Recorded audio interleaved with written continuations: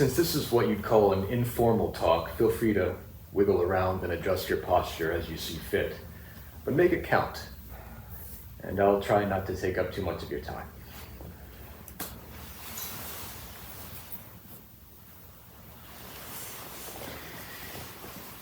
"2025. Can you believe it? Seems incredible, doesn't it? We are now a full quarter of the way through this 21st century. And those of us who can remember even 25 years ago or more, did you ever think you'd make it this far? How are we doing? It's enough, looking back on it, to be thankful for the air that's in our lungs, allowing us to be here, fully present and engaged, thankful for our bodies, for holding together, more or less. To be alive, allowing us to be alive in this present moment, which, like any moment, completely unprecedented. It's been a truly extraordinary year. I mean, looking around at this gorgeous Dharma family assembled here, just the people in this room, we've experienced so much. Babies have been born. Relationships formed or continued in many, many different ways. New jobs, new roles that we fulfill in our day-to-day lives. Some of the folks in this room undertook the process of what's called Jukai, as a bodhisattva initiation, and have even received new names. So who are you? And at the same time, every single one of us has met some degree of challenge or difficulty. It's unavoidable, right? We've sustained losses. We've seen things that we've come to depend on change shape, dissolve altogether. Felt the ground beneath our feet vanish. These things inexorably happen. This is the human experience. None of us are free from it. And we have to reckon with that every single day. I don't need to remind anybody of the state of chaos that reigns out in the world, surrounds us in the fabric of society, in our political situation, the state of our planet. We know very well how things are. It's all old news by now. We're all very aware. And it can seem, being bombarded with that reality, that for us human beings, let alone for the planet at large, it can seem like things have never been worse. It's a sobering thought, and it can be tempting to wallow in it from time to time. Now, insofar as all that, how objectively we can even measure such a thing in the vast scale of history, well, it's up for debate. But even so, to look at things in that way seems to me entirely wrong-headed. As this year draws to a close, we have a wonderful opportunity to direct our attention inward, to look at ourselves, our challenges, and our triumphs, and to look at our reactions to them, to investigate for ourselves our relationship to this world that we share together, the footprint that we leave in this world. And we have an opportunity to close the gap between you and me, between the world and ourselves. When we look at things with our usual dualistic mind, as we're so accustomed to doing, we often see, on the one hand, we have a tendency to divest ourselves from the state of the world at large. It's not my problem. This has nothing to do with me. I'm over here, and it doesn't touch me. Or else, as I said, we can wallow in it, and we can see only the difficulties and the challenges, the suffering, the violence, the chaos. And it can be so difficult to lift ourselves out of that, to see things in other ways. But with this attention that we cultivate in our zazen, in our daily practice, in whatever form that it takes, we can look at these challenges, we can hold the state of this world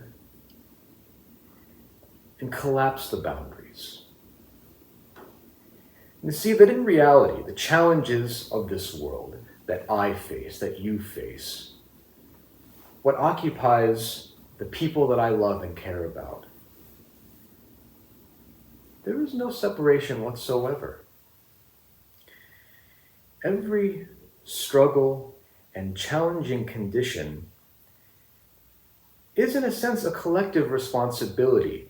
And it's actually a wonderful thing. Because to look at things in this way, we can see that in every challenge and in every struggle rests the kernel of transformation. Right? On the other side of darkness, light. On the other side of fear and hatred, despair.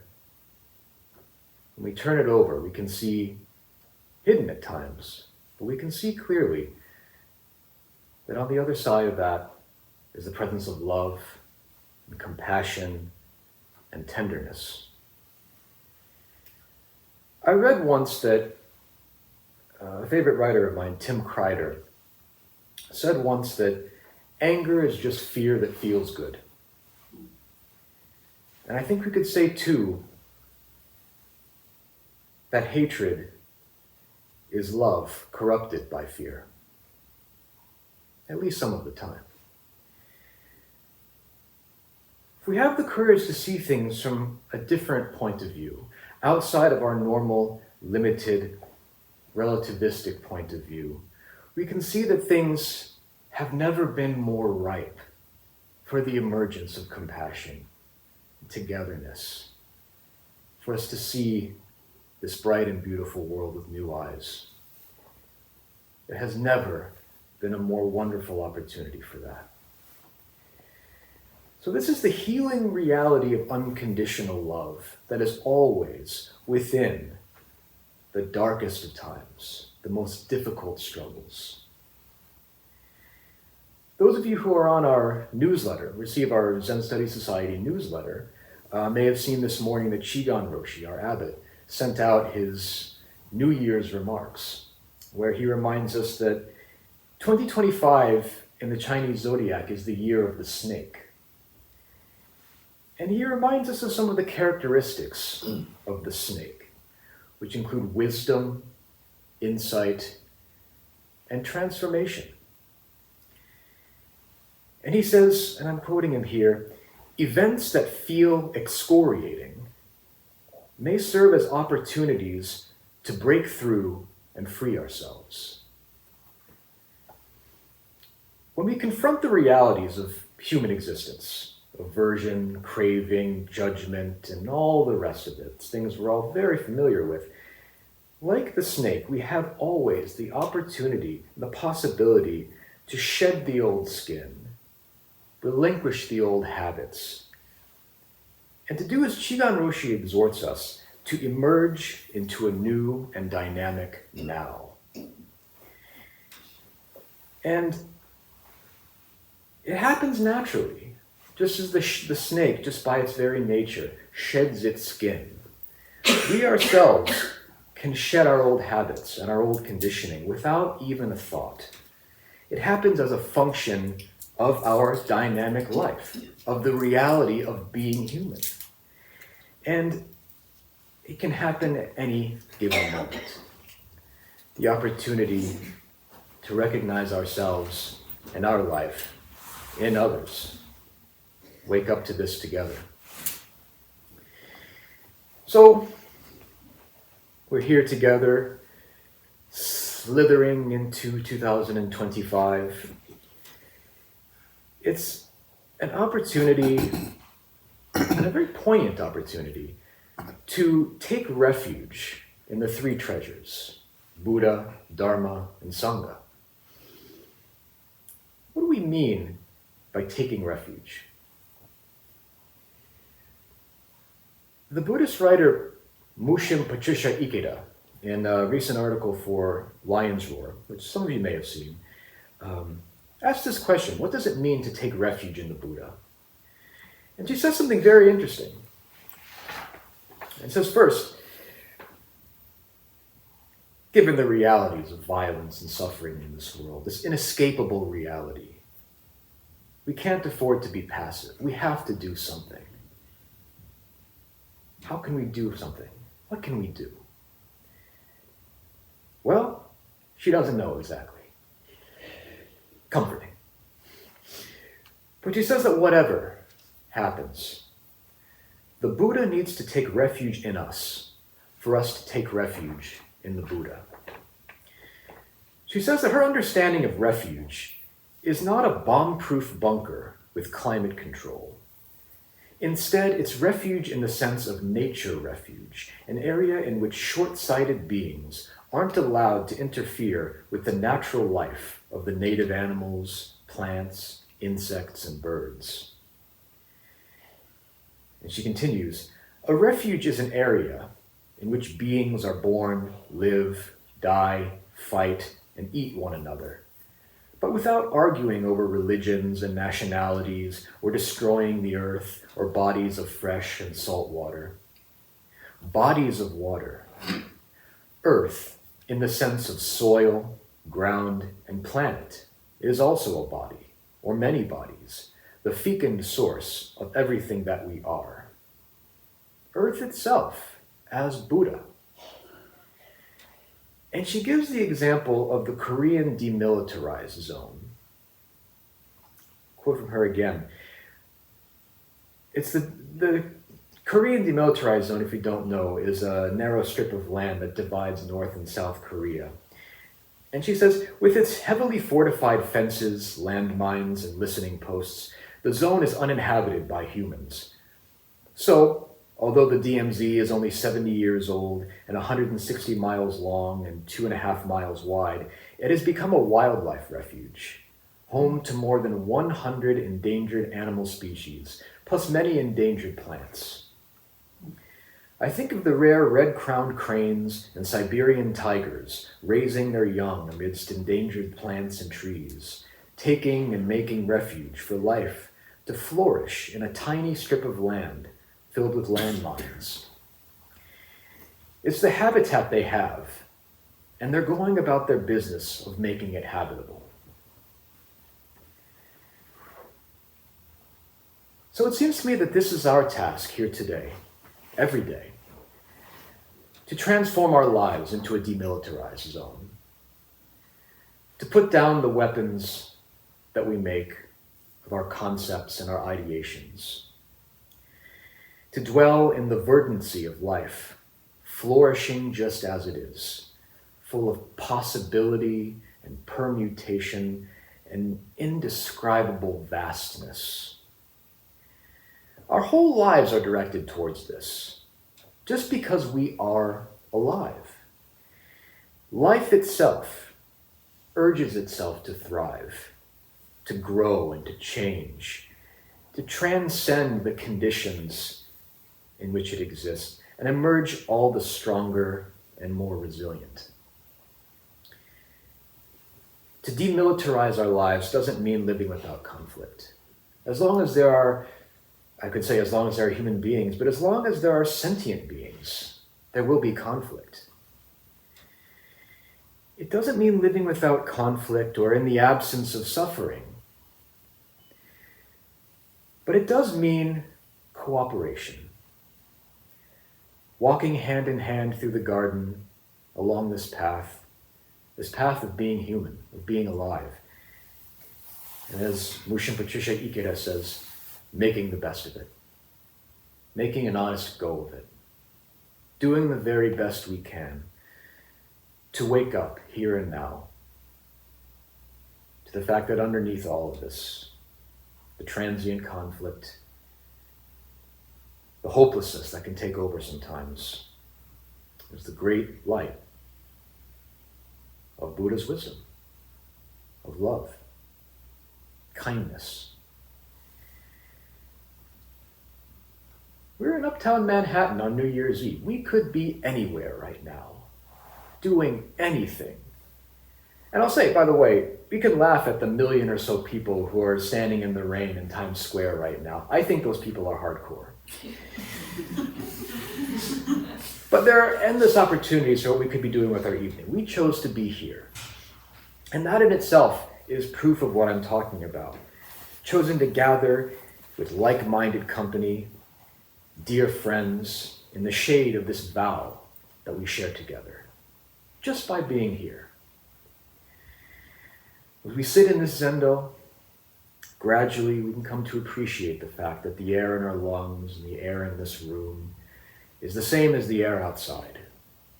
It smells a little better in here, but nevertheless. And so gradually the scope of our zendo expands outward. The scope of this mind extends outward into the city streets, into this vast and beautiful land that we call America, into the entire universe. With each and every breath, with full attention, and the courage not just to believe what we think. We can meet our challenges, meet ourselves, in any other person that we meet, in any moment that we meet, and transform suffering into love. That's a transformation and an illumination, really, revealing. Not because in practice we make plans to do X, Y, and Z, and this is how we save the world and make it the great utopia that we've always wanted. No, but because through our discernment, our perseverance,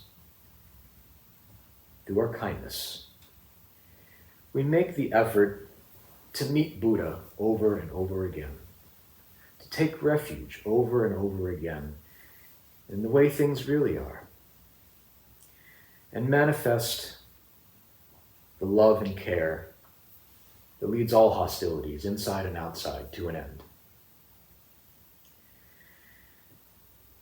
In a few minutes, we're going to enter into Joyo no Kane chanting, which is chanting Enmeijuku Kanangyo many, many times, and invoke the Bodhisattva of compassion, Kanzeon, Honyin, Avalokiteshvara. And it's a wonderful and really fun service that we have. And it's not an exercise. It's not metaphorical. It's not calling forward something outside. It's meeting directly inside our own hearts, the Bodhisattva of compassion, rising up and realizing ourselves as nothing other than the Bodhisattva of compassion, submerging ourselves completely into this reality and disappearing into the light of Buddha's wisdom, shining a lamp into this great, beautiful world so that everyone, all beings, can walk forward together and make an honest go of it. There's not much that needs to be said. We know the stakes. We know how it is, the gritty reality of life. And just by being here, we know that it is possible to go deeper. So let's not waste a moment. Let's give ourselves over to this. Let's have a good time. Let's be together, good Dharma friends. Enjoy ourselves. We'll have a party.